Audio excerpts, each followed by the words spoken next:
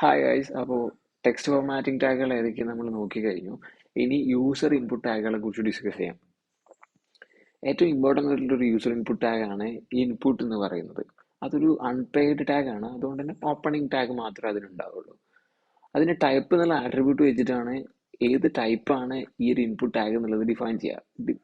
കുറേ ഡിഫറെൻറ്റ് ടൈപ്പിലുള്ള ഇൻപുട്ട് ടാഗുകൾ അവൈലബിൾ ആണ്. പിന്നെ നെയിം എന്നുള്ളൊരു ആട്രിബ്യൂട്ട് ഉണ്ട്. ഇത് വെച്ചിട്ടാണ് ഈ ഡോക്യുമെന്റിനെ എങ്ങനെയാണ് യൂണിക്ലി ഈ ഒരു ഇൻപുട്ടിനെ ഐഡന്റിഫൈ ചെയ്യുന്നത്. ഈ നെയിം എന്നുള്ള ഒരു ആട്രിബ്യൂട്ട് യൂസ് ചെയ്തിട്ടാണ്.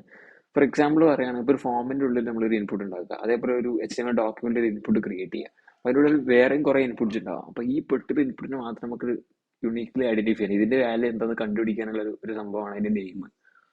സോ അതാണ് നെയിം ആട്രിബ്യൂട്ടിന്റെ ഉപകാരം. നെക്സ്റ്റ്, ഞാൻ എല്ലാ ഇൻപുട്സിലും ലേബൽ എന്നുള്ളൊരു ടാഗ് യൂസ് ചെയ്തിട്ടുണ്ട്. പൊതുവേ നമ്മൾ ഇൻപുട്ടിനെ ലേബിൾസ്, ആ ഇൻപുട്ടിനെ കുറിച്ച് കൂടുതൽ ഒരു നെയിം നമ്മൾ സ്പെസിഫൈ ഇപ്പോൾ യൂസർക്ക് കാണിക്കുക, ഡിസ്പ്ലേ ചെയ്യാൻ വേണ്ടി കൊടുക്കുക ലേബൽ എന്നുള്ള ടാഗ് യൂസ് ചെയ്തിട്ടാണ്.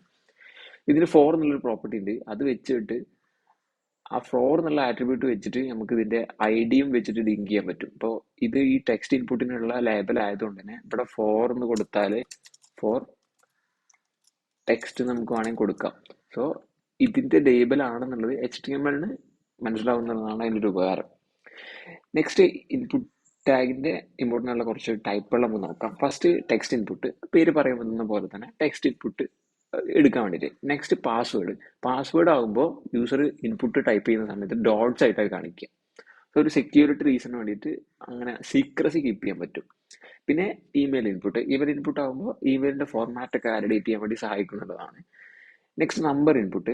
നമ്പർ ഇൻപുട്ട് ആകുമ്പോൾ അത് ലെറ്റേഴ്സ് ഇൻപുട്ട് എടുക്കൂല, ഡിജിറ്റ്സ് മാത്രമേ ഇൻപുട്ട്സ് എടുക്കുള്ളൂ. ലെറ്റേഴ്സ് നമ്മൾ പ്രസ് ചെയ്യാൻ ട്രൈ ചെയ്യുമ്പോൾ അത് അവിടെ വിസിബിൾ ആവില്ല. പിന്നെ ഡേറ്റ് പിക്കർ, അതേപോലെ ടൈം പിക്കർ. അത് കഴിഞ്ഞിട്ടുള്ളതാണ് check box. Check box use ചെയ്യുന്നത് ഒരു ലിസ്റ്റ് ഓഫ് ഐറ്റംസ് സിംഗിളോ അതല്ലെങ്കിൽ മൾട്ടിപ്പിൾ ആയിട്ടുള്ള ഐറ്റംസ് സെലക്ട് ചെയ്ത് ചെയ്യാൻ വേണ്ടിയിട്ടാണ് ചെക്ക് ബോക്സ് യൂസ് ചെയ്യുന്നത്. ഫോർ എക്സാമ്പിൾ, ഇപ്പോൾ ഒരു കാർട്ടിൽ നമ്മൾ കുറച്ച് ഐറ്റംസ് ആഡ് ചെയ്ത് വെച്ചിട്ടുണ്ടാവും. അതിൽ ചില ഐറ്റംസ് ഇപ്പം നമുക്ക് ഇഷ്ടമുള്ള, നമുക്ക് ആവശ്യമുള്ള ഐറ്റംസ് മാത്രം സെലക്ട് ചെയ്തിട്ടായിരിക്കും നമ്മളത് പർച്ചേസ് ചെയ്യുന്നുണ്ടാവുക. സോ അതിന് യൂസ് ചെയ്യുന്നതാണ് ചെക്ക് ബോക്സ് എന്ന് പറയുന്നത്. പിന്നെ റേഡിയോ ബട്ടൺസ് എന്ന് പറയുമ്പോൾ ചെക്ക് ബോക്സിനെ പോലെ തന്നെയാണ് ബിഹേവിയർ, പക്ഷേ ലിസ്റ്റിൽ നിന്ന് സിംഗിൾ ഐറ്റം മാത്രമേ സെലക്ട് ചെയ്യാൻ പറ്റുള്ളൂ. ലിസ്റ്റിൽ കുറച്ച് ഐറ്റംസ് ഉണ്ടാവും, സിംഗിൾ ഐറ്റം മാത്രമേ സെലക്ട് ചെയ്യാൻ പറ്റുള്ളൂ. അതിനൊരു എക്സാമ്പിൾ ആണ് ഇപ്പോൾ ഫോമുകളിൽ ജെൻഡർ എന്നുള്ള പ്രോപ്പർട്ടി. ജെൻഡർ മെയിലോ ഫീമെയിൽ അതർ എന്നുള്ളത് ഉണ്ടാവും, പക്ഷെ എപ്പോഴും സിംഗിൾ ഒരു ജെൻഡർ മാത്രമേ ഒരാൾക്ക് ഉണ്ടാവുള്ളൂ. സോ സിംഗിൾ സാധനം സെലക്ട് ചെയ്യാൻ പറ്റുള്ളൂ. അപ്പൊ ഇങ്ങനെ HTML ഇതൊരു ലിസ്റ്റില് ഒരു ഐറ്റം ആണെന്ന് ഐഡന്റിഫൈ ചെയ്യാൻ വേണ്ടി യൂസ് ചെയ്യുന്നത് നെയിം എന്നുള്ള ആട്രിബ്യൂട്ട് ആണ്. ഒരു ലിസ്റ്റിലുള്ള എല്ലാ ഐറ്റംസിനും നമ്മൾ സെയിം നെയിം കൊടുക്കും. അപ്പോൾ ഈ ഒരു HTML ഡോക്യുമെന്റ് മനസ്സിലാവും ഇതൊരു ലിസ്റ്റിലുള്ള ഒരു റേഡിയോ ബട്ടൺ, സെയിം ലിസ്റ്റിലുള്ള റേഡിയോ ബട്ടൺ ആണ്. സോ അതിൽ ഏതെങ്കിലും സിംഗിൾ ഐറ്റം മാത്രമേ സെലക്ട് ചെയ്യാൻ പറ്റുള്ളൂ. അപ്പോൾ അപ്പോൾ അതിന്റെ നെയിമിന് നല്ല ഇമ്പോർട്ടൻസ് ഉണ്ട്. നെക്സ്റ്റ്, ഫയൽ ഇൻപുട്ട് ആണ്. ഇപ്പോൾ ചില ഫോമുകളിൽ നമുക്ക് ഇമേജ്, വീഡിയോ, ഫയൽ അങ്ങനത്തെ ഇൻപുട്സ് സെറ്റ് ചെയ്യേണ്ടി വരും. അതിനുവേണ്ടി യൂസ് ചെയ്യുന്നതാണ് ഫയൽ ഇൻപുട്ട് എന്ന് പറയുന്നത്. അത് ക്ലിക്ക് ചെയ്യുമ്പോൾ ഫയൽ സെലക്ട് ചെയ്യാനുള്ള ഓപ്ഷൻ വരും. അപ്പോൾ ഇത്രയാണ് ഇൻപുട്ട് ടാഗിന്റെ മേജർ ഇമ്പോർട്ടൻ്റ് ആയിട്ടുള്ള കുറച്ച് ടൈപ്പുകൾ. ഇനിയും കുറച്ച് എക്സ്ട്രാ ടൈപ്പുകളുണ്ട്. അതിൽ പെട്ടതാണ് കളർ പ്രോപ്പർട്ടി. കളർ സെലക്ട് ചെയ്യാനുള്ള കളർ പിക്കർ വരും.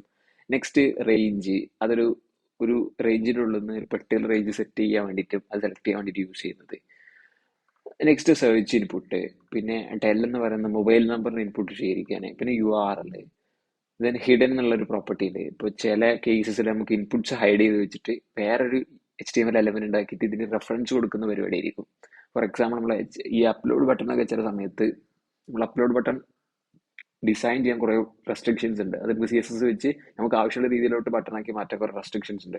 ആ സമയത്ത് നമ്മളൊരു സെപ്പറേറ്റ് ബട്ടൺ ക്രിയേറ്റ് ചെയ്തിട്ട് അത് ക്ലിക്ക് ചെയ്യുമ്പോൾ അപ്ലോഡിനുള്ള സംഭവം ഓപ്പൺ ആവുക എന്നുള്ളൊരു പരിപാടി ആയിരിക്കും സെറ്റ് ചെയ്യുന്നുണ്ടാവുക.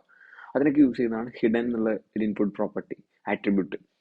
സോ നെക്സ്റ്റ് ഉള്ളത് സബ്മിറ്റ്, റീസെറ്റ്. ഇതൊരു ഫോമിൽ ഈ ഒരു ഇൻപുട്ട് പ്രോപ്പർട്ടി യൂസ് ചെയ്തിട്ടുണ്ടെങ്കിൽ ആ ഫോം സബ്മിറ്റ് ചെയ്യാനും റീസെറ്റ് ചെയ്യാനും സഹായിക്കും എന്നുള്ളതാണ്. Next, button. സാധാരണ ഒരു ബട്ടൺ ക്രിയേറ്റ് ചെയ്യാൻ വേണ്ടിയിട്ട്. പിന്നെ ഇമേജ് ബട്ടൺ ആണ്. ഇതൊരു ഇമേജ് ഇൻപുട്ട് എന്ന് പറയുന്നത് ഇമേജ് ബട്ടൺ ആണ്. അപ്പോൾ ഇതിന് ഇമേജ് കൊടുത്തിട്ടുണ്ടെങ്കിൽ ആ ഇമേജ് ക്ലിക്ക് ചെയ്യുന്ന സമയത്ത് ഒരു എന്തെങ്കിലും ബിഹേവിയർ നമുക്ക് സെറ്റ് ചെയ്യാം. അപ്പോൾ പല വെബ്സൈറ്റുകൾ ഇത് യൂസ് ചെയ്യുന്നത് നിങ്ങൾ തന്നെ കണ്ടിട്ടുണ്ടാവും.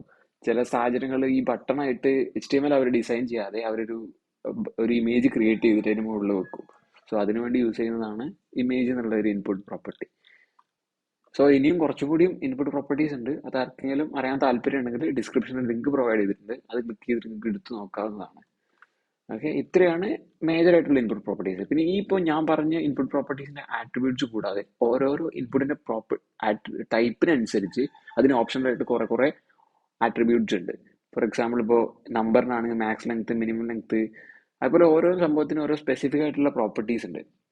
അപ്പം അത് നിങ്ങൾക്ക് ചെക്ക് ചെയ്യാം, അതൊക്കെ ആ ഒരു റെഫറൻസ് ലിങ്കിൽ ഉണ്ടാവും. അപ്പോൾ ഇത്രയൊക്കെയാണ് ഇൻപുട്ട് ടാഗിനെ കുറിച്ച് പറയാനുള്ളത്. നെക്സ്റ്റ് വീഡിയോയിൽ നമുക്ക് സ്പെഷ്യൽ ഇൻപുട്ട് ടാഗുകൾ കുറച്ചുണ്ട്, അത് ഏതൊക്കെയാണെന്ന് നോക്കാം. So thanks.